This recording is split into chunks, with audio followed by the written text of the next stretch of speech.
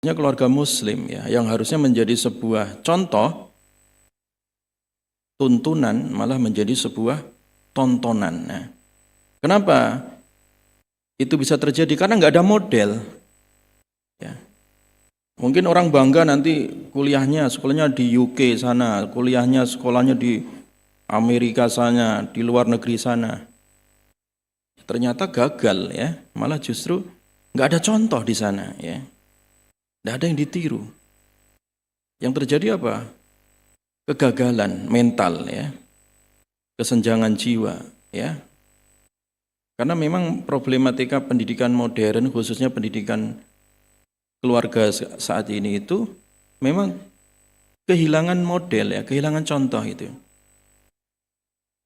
Nah, karena orang tua ya, khususnya ketika menikahkan anak-anaknya, mau unduh mantu, itu yang dipikirkan sewa gedung, undangan, seragam pengantin, catering, tempat parkir, iya kan?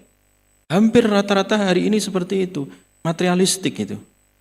Padahal yang sangat dibutuhkan oleh anak-anak kita itu adalah bagaimana mengenal pendidikan pranikah, mengenal bagaimana adab sebagai seorang suami, adab sebagai seorang istri, bagaimana kurikulum pendidikan keluarga yang ideal, bagaimana psikologi suami, psikologi istri, dengan semrawutnya zaman yang serba digital yang dihiasi dengan kepalsuan.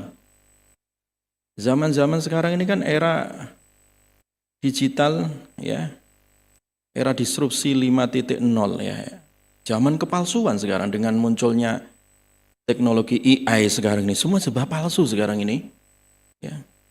Kecantikan bisa dipalsukan, kegantengan bisa dipalsukan, ya kan?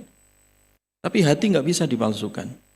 Nah ini yang harusnya menjadi contoh teladan ya untuk membina keluarga itu adalah menghadirkan kembali Rasulullah sebagai teladan, sebagai contoh. Manusia itu kan butuh contoh ya, butuh contoh. Kalau orang nggak ada contoh, itu akan kehilangan arah. Ya. Jadi manusia itu sangat membutuhkan contoh, membutuhkan role model dalam kehidupan, teladanan, uswatun hasanah. Laqad kana lakum fi Rasulillahi uswatun hasanah ya. Dan Nabi itu sebaik-baiknya contoh. Nabi adalah sebaik-baiknya sebagai seorang suami. Nabi sebaik-baiknya sebagai seorang ayah bagi anak-anaknya. Ya kan? Nabi sebagai seorang bapak bagi umatnya, ya kan? Contoh.